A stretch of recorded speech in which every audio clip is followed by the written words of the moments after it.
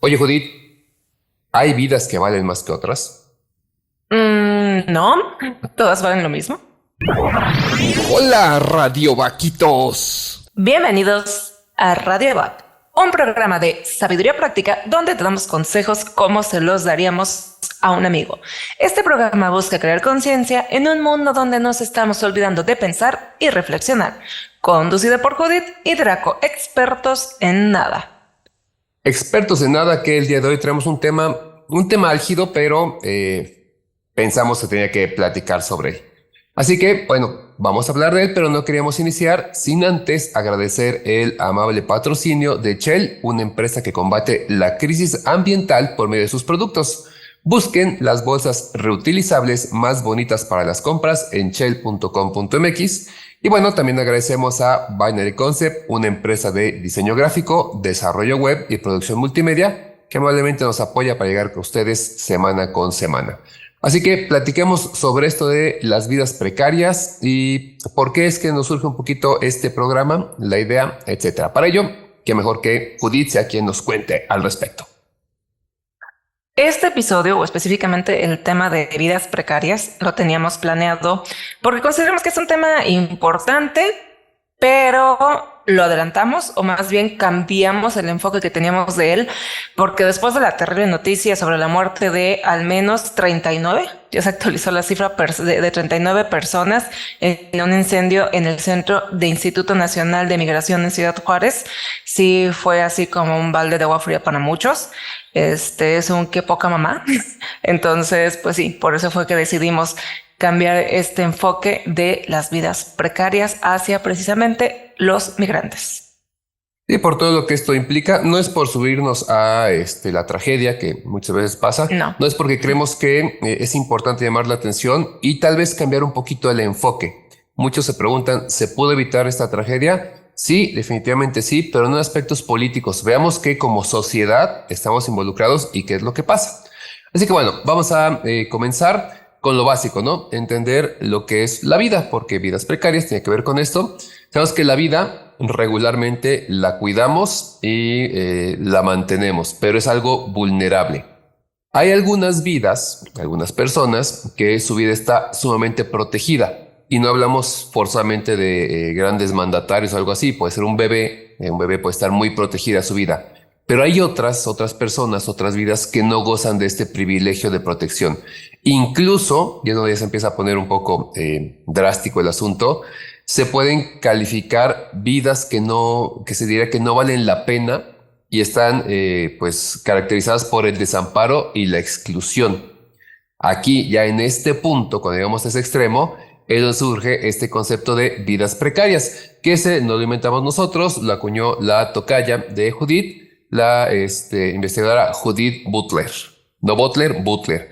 En sus obras donde analizan razonamientos hegemónicos según los cuales hay vidas que merecen luto y otras simplemente no. Por hegemonía hablamos de cuando el Estado decide qué es lo que importa, su discurso es el que debería prevalecer por encima de otros, sin tomar mucho en cuenta algunos aspectos a veces éticos y morales. Ahora, un ejemplo de estas vidas precarias son los migrantes, específicamente los centroamericanos. ¿Por qué? Porque ellos tienen un conjunto, un caldo de cultivo de condiciones de vida en su país de origen que la neta está bastante de la fregada. Porque no de en balde deciden migrar.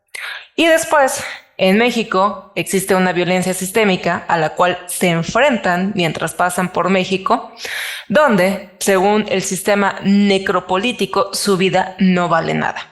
El término de necropolítica hace referencia al uso del poder social y político para definir cómo algunas personas deben vivir o cómo otras deben morir.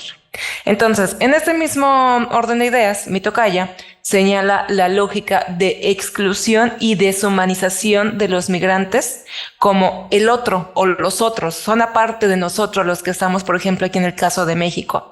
Por lo tanto, no son vidas que valga la pena preservar en sus países de origen y tampoco son vidas que valga la pena preservar en este país donde están teniendo tránsito o para algunos de ellos es su destino, pero seamos muy sinceros, México no se ve como, oh, el gran destino donde me quiero ir a vivir, más bien es un lugar de paso para tirarle a principalmente Estados Unidos. Sí, son personas huyendo de una situación complicada por la razón que sea, ahorita lo platicaremos, que tienen que transitar por aquí y que los vemos como eso, ¿no? Como si no fueran parte de nuestra sociedad o como si por el puro hecho de haber nacido en otro país ya fueran distintos o menos. Para tener una idea de la magnitud de lo que son los migrantes, piensen esto, más o menos 400,000 personas ingresan cada año a México por la frontera sur. Lo que están buscando en general es, pues, lo mínimo, bienestar, tanto personal como el de la familia. Y todo esto debido a que, bueno, puede haber problemas de reunificación familiar, se van a reunir con su familia que ya se adelantó, buscando mejores oportunidades económicas para sostener a la familia y muchas veces porque ya fueron arrastrados a un punto en el que ya no tienen más opciones, entonces tienen que ir a otro lado, a otro país, dejar todo lo que tienes por buscar prácticamente sobrevivir.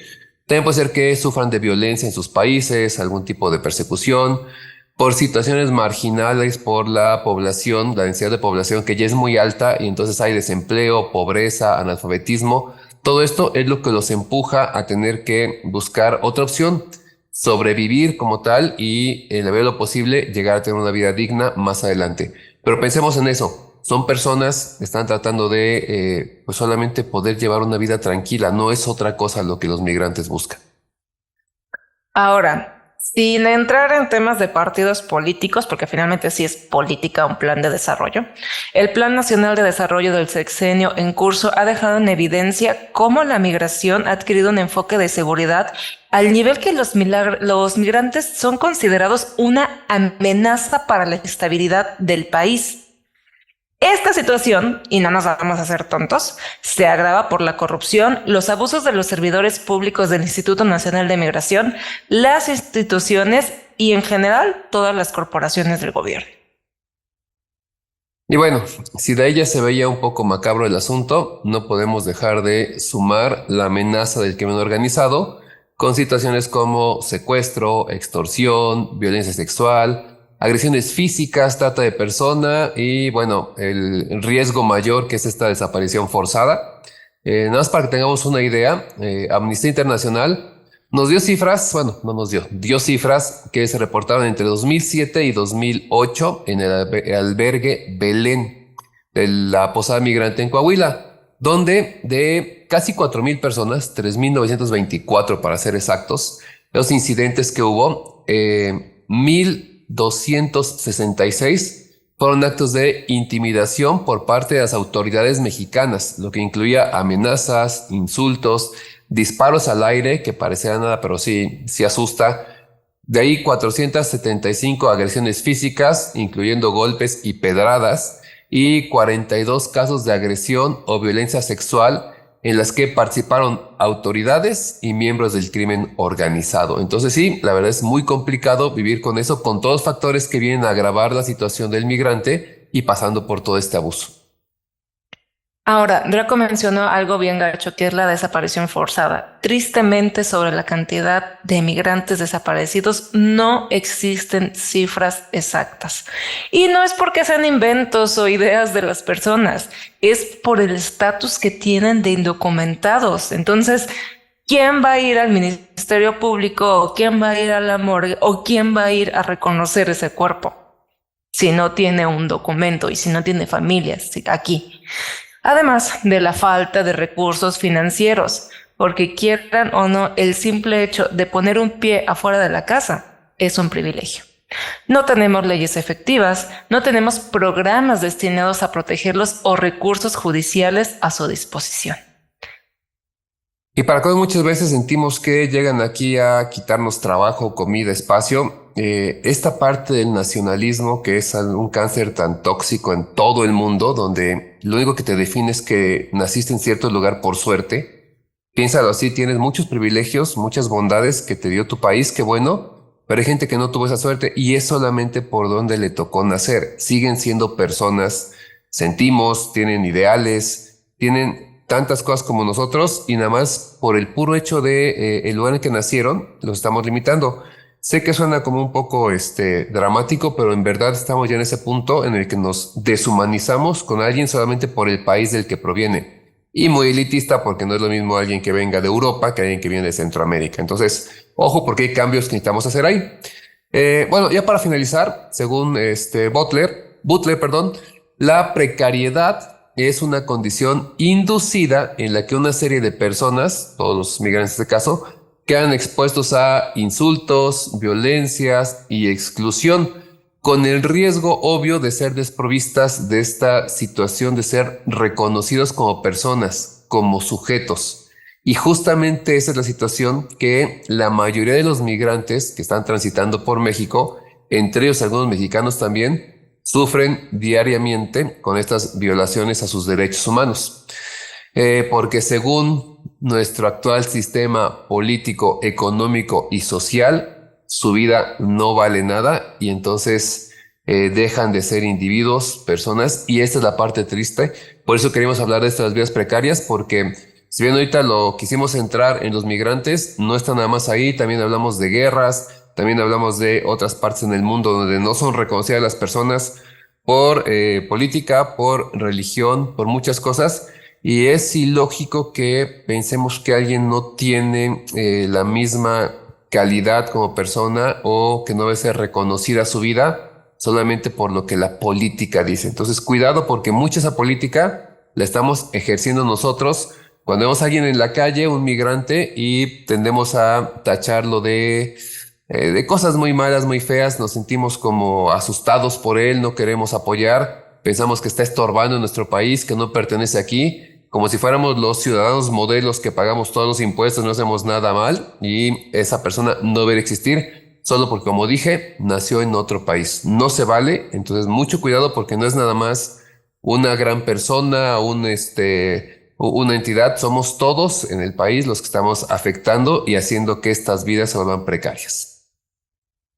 Por mi parte, para cerrar, como lo mencionó Draco, ahorita lo enfocamos en los migrantes, pero también existen las personas, por ejemplo, desplazadas por guerra, personas que viven en situaciones de pobreza extrema, personas de la comunidad LGBTTIQ y más, que también no tienen vidas precarias porque el sistema no las avala, no las reconoce.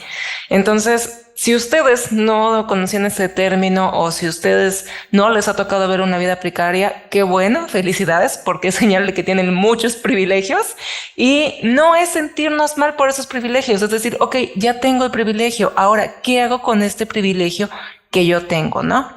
Y también creo que es agradecer un poco, porque finalmente muchos nos quejamos de México de, ay, es que está hecho una porquería, eso, otro y aquello. Pero la neta es que si volteas a otros lados, también te das cuenta que, pues México con todos sus defectos, pues no está tan de la fregada como en otros lados, ¿no? Y extender la mano, o sea, hay muchas historias de vida que vienen detrás con estas personas que son migrantes, pero tampoco es como bañarlos en una santidad y decir, es que todos ellos son buenos. A lo mejor habrá quienes traen una historia por ahí media turbulenta, como todos los humanos en cualquier lugar. Hay quienes tienen buenas historias y malas historias, ¿no? Pero también, pero es sí como entender un poco el que si una persona está migrando, se está desplazando de su casa, está dejando todo atrás, no es así como que con permiso me voy a unas vacaciones, a un todo incluido. Es porque neta la situación sí tiene que estar muy de la fregada para decir, dejo todo, o sea, imagínense ustedes dejando todo lo que tienen, todo lo que son, con tal de buscar simplemente subsistir. Entonces, sí, pues veamos cuáles son nuestros privilegios, agradecemos que los tenemos y veamos qué podemos hacer con ellos. Y con esto cerramos y recuerden que les damos consejos como se los daríamos a un amigo. Así como aplicar el like, me gusta o manita arriba. Toquen la campanita para recibir aviso cada vez que subimos material nuevo. Suscríbanse en nuestras plataformas, visiten nuestra página web y síganos en redes sociales. En Instagram estamos como radio.back, Facebook radioback 2, YouTube, Spotify y Apple Podcast radioback. La página web la encuentran como radioback.org. Muchas gracias a los que escucharon el episodio anterior, Decepciones esperadas, la trampa de nuestras expectativas. Y recuerda, prende tus alas porque naciste para volar.